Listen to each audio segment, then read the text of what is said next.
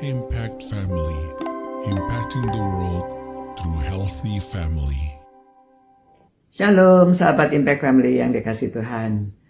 Saudara-saudara, pada waktu Yesus di dunia ini, pada waktu dia menjalani pelayanan sebelum dia menuju sasaran yang terakhir, yaitu untuk mengorbankan dirinya karena mau menebus dosa umat manusia.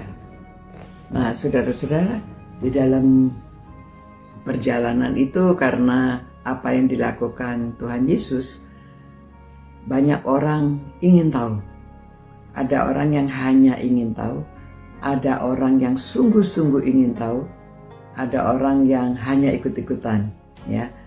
Nah, ada seorang yang bernama Nikodemus. Dia itu seorang pimpinan agama Yahudi. Dia ingin tahu, ya, dan ingin tahu karena belum pernah dia melihat seperti apa yang terjadi seperti ini.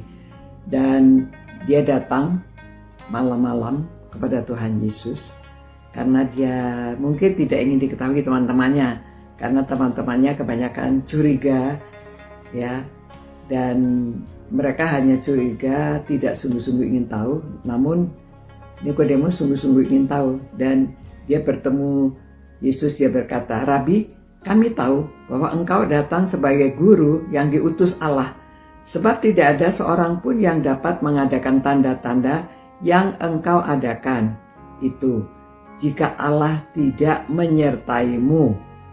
Ya, lalu Tuhan Yesus menjawab, "Aku berkata kepadamu, sesungguhnya jika seorang tidak dilahirkan kembali, ia tidak dapat melihat kerajaan Allah." Ya, kenapa jawabannya malah harus dilahirkan kembali baru bisa melihat kerajaan Allah? Ya.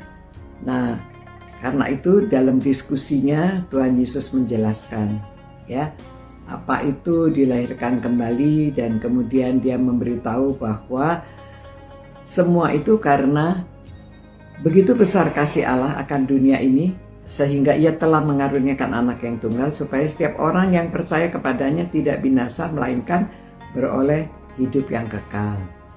Jadi dijelaskan tentang hidup kekal kepada Nikodemus.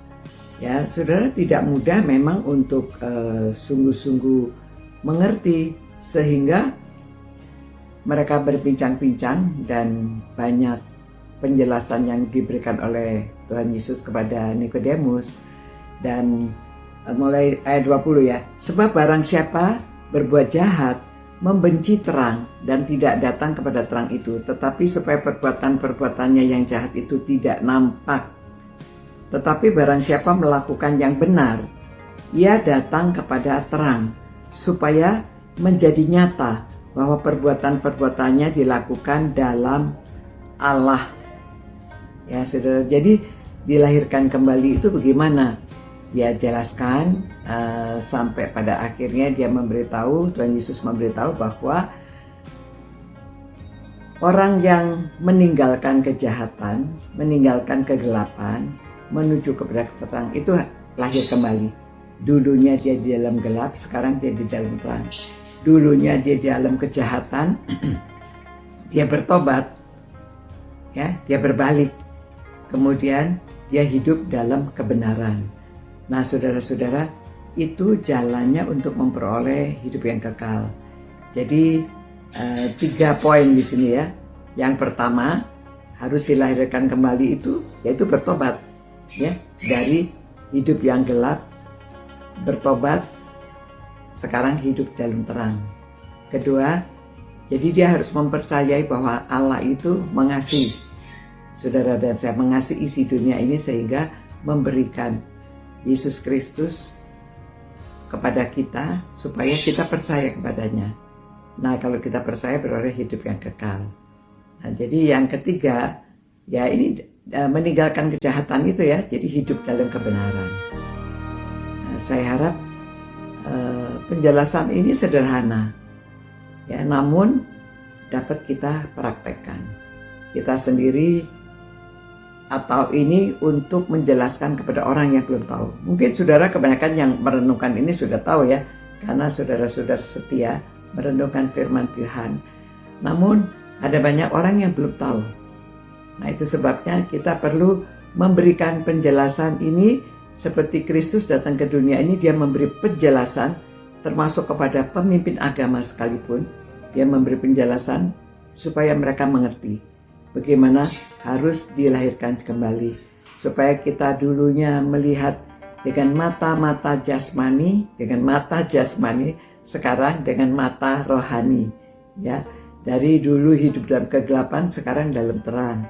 Dulu melakukan kejahatan, sekarang kita pindah melakukan kebenaran, ya, kebaikan dalam kebenaran. Nah, saya harap kita dapat menggunakan keterangan yang sederhana ini untuk memberitahu kepada teman-teman yang lainnya yang belum mengerti bagaimana memperoleh hidup yang kekal. Tuhan, terima kasih Tuhan, karena begitu besar kasih-Mu kepada kami, sehingga kami bisa memperoleh hidup yang kekal. Karena Engkau sudah memberikan Yesus Kristus kepada kami. Ya Tuhan, biarlah kami memuji-muji Engkau, bersyukur, dan Tuhan juga pakai kami untuk memberi penjelasan juga kepada orang lain, supaya banyak orang yang mendapatkan hidup kekal, mendapat hidup dilahirkan kembali di dalam dunia ini, sehingga mereka beroleh hidup yang kekal di dalam Kristus. Terima kasih Tuhan. Demi nama Yesus kami berdoa. Amin. Ya. Kiranya Tuhan memberkati saudara-saudara. Kita semua sudah diselamatkan, beroleh hidup kekal, dan kita juga perlu memberitahukan kepada orang lain supaya orang lain juga beroleh hidup yang kekal, khususnya menjelang Paskah ini, ya. Sampai jumpa pula. Ciao. Impact Family, impacting the world through healthy family.